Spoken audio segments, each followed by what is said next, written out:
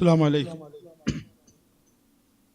ഈ സംഗമത്തിൻ്റെ ഉദ്ഘാടകനും മതേതര സമൂഹത്തിൻ്റെ പ്രതീക്ഷയും മുസ്ലിം ഉമ്മത്തിൻ്റെ നായകനുമായിട്ടുള്ള പാണക്കാട് സയ്യിദ് സാദിഖ് അലി ശിഹാബ് തങ്ങൾ അവറുകളെ, അഭിവന്ദനായ അധ്യക്ഷൻ MB അബ്ദുള്ള ഹാജി ചെയർമാൻ, ഈ പരിപാടിക്ക് സ്വാഗതം ആശംസിച്ച ഈ ട്രസ്റ്റിൻ്റെ അഭിവന്ദനായ ജനറൽ സെക്രട്ടറി സൂപ്പി നരിക്കാട്ടേരി ഉൾപ്പെടെയുള്ള വേദിയിലും സദസ്സിലുമിരിക്കുന്ന ബഹുമാന്യരായ നേതാക്കന്മാരെ, പ്രിയപ്പെട്ട സുഹൃത്തുക്കളെ, പാറക്കടവ് ഡയാലിസിസ് സെൻ്ററിനെ സംബന്ധിച്ച് ഇവിടെ വിശദീകരിച്ച് കഴിഞ്ഞിട്ടുണ്ട്.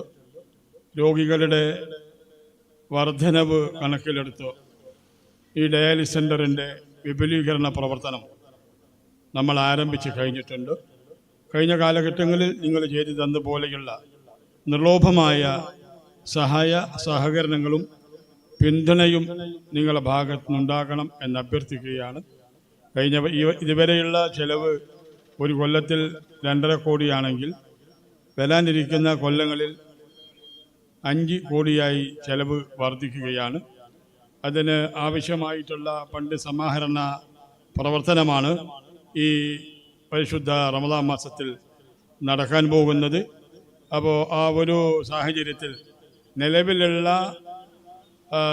സംഖ്യയുടെ 50% കൂടി വർദ്ധിപ്പിച്ചിട്ടുള്ള ഒരു കോട്ടയാണ് പഞ്ചായത്ത് വാർഡ് കമ്മിറ്റികൾക്ക് നിയോജക മണ്ഡലം മുസ്ലിം ലീഗ് തന്നിട്ടുള്ളത്.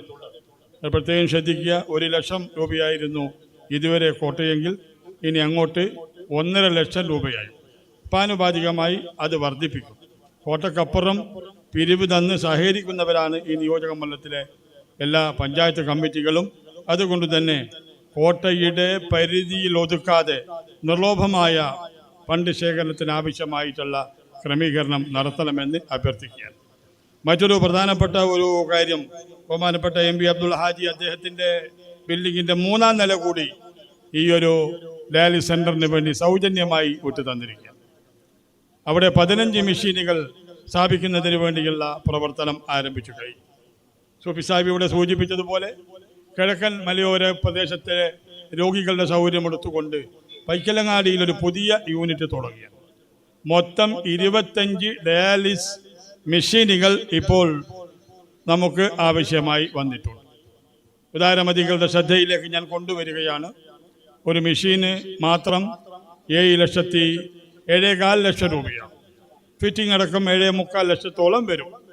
ഒരുപാട് ആളുകൾ ഈ സംരംഭത്തെ സഹായിക്കാൻ മുന്നോട്ട് വന്നുകൊണ്ടിരിക്കുകയാണ്.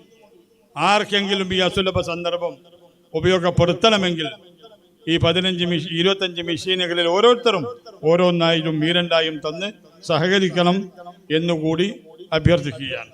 കൂടുതലായി സംസാരിക്കുന്നില്ല.